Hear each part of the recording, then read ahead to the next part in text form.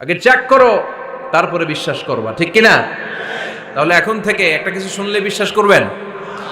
একজন এসে বলল, ভাইজান আপনার মেয়েরে দেখলাম আরেক ছেলের সাথে বাজারে ঘোরাফেরা করে, ওই রমনার বটমূলে দেখলাম আপনার মেয়ে আরেক ছেলেরে নিয়ে ফষ্টি নষ্টি করে, লোকের কথা বিশ্বাস করে বাসায় যে মেয়ের চুলের মধ্যে ধরে মাইর, আইজো মার কাইলো মাইর।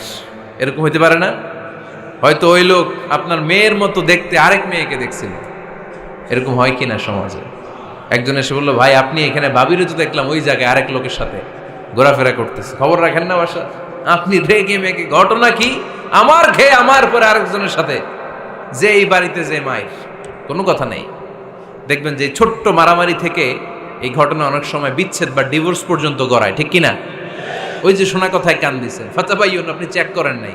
হয়তো আপনার স্ত্রীর মতো দেখতে বা আপনার স্ত্রী যে জামা পরে, যে পোশাক পরে, এরকম পোশাক পরে আরেক নারীকে দেখছে, আপনার বউ না এটা। আপনার মেয়ের ব্যাপারে যে তথ্য দিয়েছে এটা সঠিক নয়, সে আপনার মেয়ের মতো আরেকটা মেয়েকে দেখেছে, এসে আপনার কাছে বলে দিছে, আপনি বিশ্বাস করছেন। ভেজাল আছে না নাই?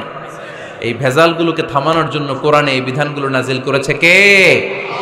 তাহলে ফরিদপুরের ভাইয়েরা, সমাজটারে সুন্দর রাখার তথ্য একটা শুনলেই বিশ্বাস করবেন না। সিলে কান নিয়ে গেছে শুনলেই সিলের পিছনে দৌড়, নাকি? কি করবেন? আগে কানে হাত দিয়ে একটু দেখবো কান দুইটা আছে না নাই, তারপরে চিলের পিছনে দৌড়াবো। তাহলে এখন থেকে আমরা তথ্য একটা শুনলে বিশ্বাস করব। তাহলে কি করবেন? বলতে হবে কি করবেন? যাচাই বাছাই, জাস্টিফিকেশন অফ দ্য নিউজ। কোন নিউজ জাস্টিফিকেশন ছাড়া আমরা প্রচার করব, বিশ্বাস করব, শেয়ার করব না। আল্লাহ বললেন, ইয়া আইয়ুহাল্লাযীনা আমানু লা ইয়াসখার কওমুম মিন কওম। ওহে আমার ঈমানদার বান্দারা, শোনো শোনো, খবরদার কখনো কোনো মুমিন বান্দারে ঠাট্টা করো না, অবজ্ঞা করো না, ঠাট্টা করো না। তার মনে কষ্ট হয় এমন কোনো কথা তারে বলো না। Never scoff of anybody. কাউকে নিয়ে ঠাট্টা করবেন না, তার দেহ নিয়ে, তার আকৃতি নিয়ে, তার বংশ নিয়ে। এক লোকের বাবা ছিল চোর, কিন্তু তার ছেলে অনেক ভালো। আপনি কি তারা বলতে পারবেন তুই চোরের ঘরের চোর? বলতে পারবেন? চুরি করছে বাবা, ওর কি দোষ? কথা বলেন। এগুলো কবিরা গুনাহ। আওয়াজ করে বলেন তো, কি গুনাহ? কবিরা গুনাহ। কারো আকৃতি নিয়ে, আমার ফরিদপুরের কলিজার টুকরা যুবক ভাইরা, কারো আকৃতি নিয়ে কখনো অবজ্ঞা করবে না, তুচ্ছ জ্ঞান করবে না। এটা কবিরা গুনাহ, এটা আল্লাহ খুব অপছন্দ করেন। এর কারণ আকৃতিটা আমাদের হাতে নাই। আমাদের কারো নাক লম্বা, কারো খাটো, আমরা কেউ কালো, কেউ সাদা, আমরা কেউ স্মার্ট, কেউ অন্যরকম। তো এই যে আমাদের এক এক ধরনের আকৃতি, এটা কি আমি বানাইছি? আপনি বানাইছেন? দিছে কে?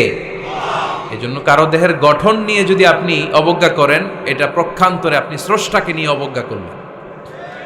কারো দেহের আকৃতি নিয়ে যদি আপনি তুচ্ছ করেন, তাকে তুচ্ছ করেননি, আমার রবকে আপনি তুচ্ছ করেছেন। চিল্লায় বলেন ঠিক কিনা? খবরদার, তুই কালু, তুই লম্বু, তুই মোটু, তুই কানা, তুই রোহিঙ্গা,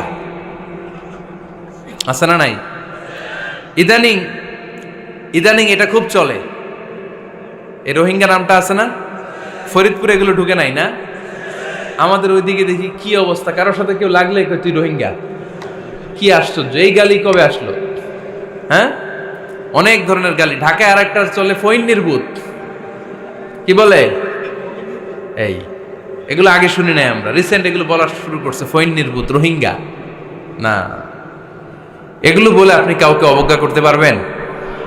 পারবেন না। খবরদার, এটা কবিরা গুনাহ, এটা ছোট গুনাহ মনে করবেন না। কারণ আকৃতি নিয়ে তুচ্ছ করা যায় না, কারণ আকৃতি দান করেছে কে? হুয়াল্লাযী ইউসাউইরুকুম ফিল আরহামি কাইফা ইয়াশা, লা ইলাহা ইল্লা হুয়াল আজিজুল হাকীম। তিনি এমন সত্তা, যিনি তোমাদের চেহারার অবয়ব দিয়েছেন, তোমাদের আকৃতি দান করেছেন তখন যখন তোমরা মায়ের পেটের ভেতরে ছোট্ট জোকের মতো ছিলা। মায়ের পেটের ভেতরে আমরা যখন সবাই এত ছোট্ট, তখনই আমাদের চেহারার আকৃতি দিয়েছে কে? কে সুন্দর হব, কে ছেলে হব, কে মেয়ে হব, কে মোটা হব, কে চিকন হব আমার ইচ্ছা হয়েছি? আওয়াজ করে বলতে হবে, কার ইচ্ছায়? প্রত্যেককে যদি আল্লাহ প্রত্যেকের নিজের চেহারা ডিজাইন করতে দিতেন, আল্লাহ যদি বলতেন তোমার চেহারাটা কেমন হবে তুমিই ডিজাইন করো, তাহলে আপনি আপনারা কেমন বানাতেন? হ্যাঁ বলেন, ফরিদপুরের ভাইরা বলেন, সুন্দর করে বানাতেন তাই না? সবচাইতে স্মার্ট, সবচেয়ে সুন্দর করে আমি আমার চেহারাটা বানাতাম যদি আমাকে ডিজাইন করার সুযোগ দেওয়া হতো। কিন্তু এই সুযোগ তো আল্লাহ দেন নাই। ডিজাইন স্বয়ং করে দিয়েছেন কে? কোন নারীকে যদি আল্লাহ বলতে এই নারীরা তোমাদের চেহারা কার কেমন লাগবে তোমরা বানাও, প্রত্যেক নারী কি করতো? বিশ্ব সুন্দরী করে নিজেকে বানাতো। খুদ ধরার মতো কোনো জায়গা সে নিজের জন্য রাখতো না, ঠিক কিনা? কিন্তু এটা আল্লাহ দেন নাই। এই আকৃতিটা আমাদেরকে সরাসরি দান করেছেন কে? খবরদার, আমাদের অনেকে বিকলাঙ্গ, আমাদের অনেকের হাত ছোট, পা বড়, দেখতে মোটা, কেউ চিকন কেউ কালো। খবরদার, কারো আকৃতি নিয়ে কখনো কোনো অবজ্ঞার সুরে, ঠাট্টার সুরে কোনো কথা আমরা বলবো না। রাজি আছেন? সবাই রাজি আছেন? আল্লাহ রাসূল সাল্লাল্লাহু আলাইহি ওয়াসাল্লামের এক সাহাবী ছিল, নাম ইবনে মাসউদ রাদিয়াল্লাহু তাআলা আনহু। ওনার পায়ের নলা ছিল খুব চিকন, অস্বাভাবিক চিকন, স্বাভাবিক না। তো উনিও এটা ঢেকে রাখতেন, দেখাতেন না কাউকে। একদিন উনি খেজুর পাড়ার জন্য খেজুর গাছে উঠলেন। খেজুর গাছে ওঠার পরে নিচ থেকে সাহাবারা পায়ের চিকন নলা দেখে ফেলছে। দেখে সবাই হাসি, সবাই হেসে কুটি কুটি। বিশ্বনবী বললেন, হেসো না, খবরদার, আমার ইবনে মাসুদের পায়ের চিকন নলা দেখে হেসো না। আমার ইবনে মাসুদের এই পায়ের চিকন নলা যদি মিজানের পাল্লায় উঠিয়ে দেয়া হয়, কিয়ামতের দিন উহুদ পাহাড়ের চেয়েও ভারী হয়ে যাবে। খবরদার, আমার ইবনে মাসুদকে আমার আল্লাহ অনেক পছন্দ করে, তার পা চিকন দেখে তাকে তুচ্ছ করো না। আল্লাহর হাবিব সাল্লাল্লাহু আলাইহি ইসলামের 11 জন স্ত্রীর মধ্য থেকে একজন স্ত্রী ছিলেন একজন স্থূল আকৃতির, অবিসিটি ছিল, একটু মোটা। ওনার নাম ছিল সাফিয়া রাদিয়াল্লাহু তাআলা আনহা। আম্মা জান আয়েশার সাথে একবার সাফিয়ার ঝগড়া।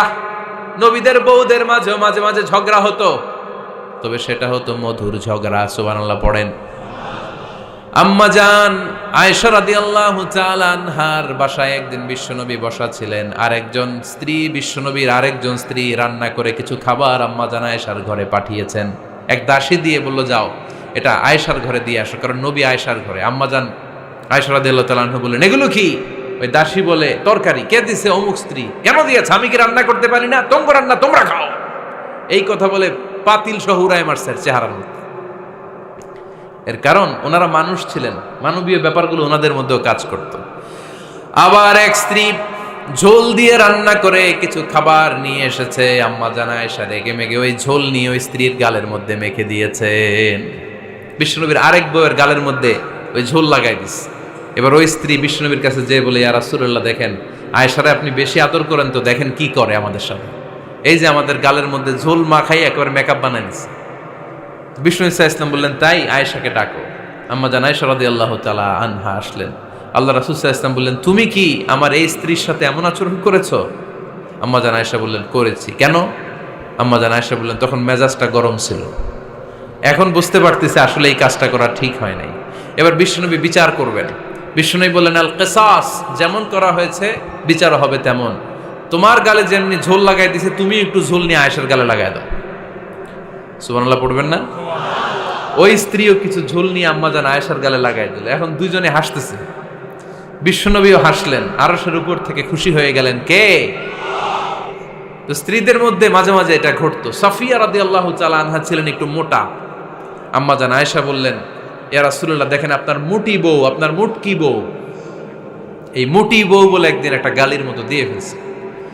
আল্লাহ রাসূল সাল্লাল্লাহু আলাইহি ওয়াসাল্লাম রেগে গেলেন, বললেন, আয়েশা এটা কেমন কথা? তুমি বললা মুটি, আমার সাফিয়ারে তুমি মুটি বলে গালে দিলা রে আয়েশা। ইয়া আয়েশা লাকাদ কুলতি লা কালিমা লাউ মুজিজাত বিমাইল বাহরি লামাজাজাতহু। এমন একটা মন্তব্য তুমি সাফিয়ার ব্যাপারে করে ফেলেছো রে আয়েশা, এই কথাটা যদি সাগরের নীল পানির মধ্যে ছেড়ে দেয়া হয়, এই কথার পঙ্কিলতার কারণে, এই কথার কর্দমাক্ততার কারণে, এই কথার পঙ্কিলতার কারণে সাগরের সব পানিগুলো মুহূর্তের মধ্যে কালো হয়ে যাবে। এই কথাটা সাগরে ফেলে দিলে সাগরের নীল পানি পুরোটা কালো হয়ে যাবে। আয়েশা, খবরদার, কাউকে তুচ্ছ করে অবজ্ঞা করে কখনো কিছু বলা যাবে না। এই জিহ্বাটা এটা ভয়ঙ্কর একটা অঙ্গ। বেশিরভাগ পাপ এই জিহ্বা দিয়ে হয়। কি দিয়ে হয়? এজন্য সাহাবারা জিহ্বা ধরে মাঝে মাঝে জিহ্বার মধ্যে ব্যাত মারতেন। আর বলতেন জিহ্বা তোর জন্য আমি আটকে যাব কিয়ামতের দিন। আমলিক আলাইকা লিসানাক, নিজের জিহ্বার মালিক নিজে হন। আপনার জিহ্বার মালিক যেন শয়তান না হয়ে যায়। জিহ্বা আপনার, শয়তানের ভাষায় আপনি কথা বলেন কেন? খবরদার, প্রতিটা কমেন্ট, প্রতিটা কথা, প্রতিটা মন্তব্য, এগুলোর ব্যাপারে কিয়ামতের দিন পাই টু পাই করে আপনার কাছে আল্লাহর সুপ্রিম কোর্টের কাঠগড়ায় দাঁড় করিয়ে আপনারা জিজ্ঞেস করবে কে? এজন্য বিশ্বনবী বলছেন মাইয়াদমানলি মা বাইনা লিহিয়াইহি ওয়া মা বাইনা রিজলাইহি আদমান লাহুল জান্নাহ। আমার কোন উম্মত যদি দুইটা অঙ্গের গ্যারান্টি আমারে দেয়, আমি আমার উম্মতকে জান্নাতের গ্যারান্টি দেব। দুইটা অঙ্গের, একটা হলো জিহ্বা আর একটা লজ্জাস্থান।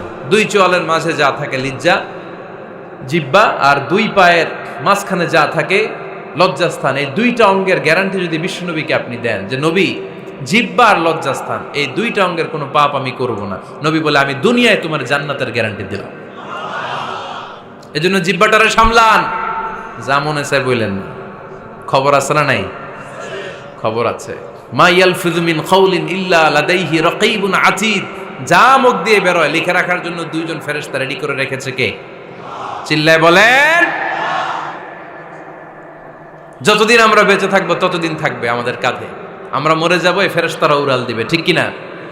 দুই কান্দে জি ছিল যে তোমার দুইজনা পাহারা, তোমারে একলা থইয়া পালাইছে তাহারা। তোমার আটকুঠুরি নয় দরজা বন্ধ এবার হলো রে হলো। মুখে আল্লাহ রসুল সবে বলো, ও মুখে আল্লাহ রসুল সবে বলো।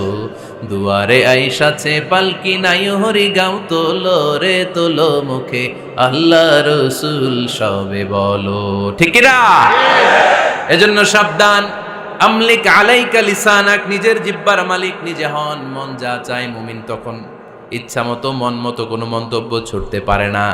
বিশ্বাসী বলে যদি নিজেকে দাবি করেন, নিজের জিহ্বার মালিক নিজে থাকার দরকার আছে না নাই?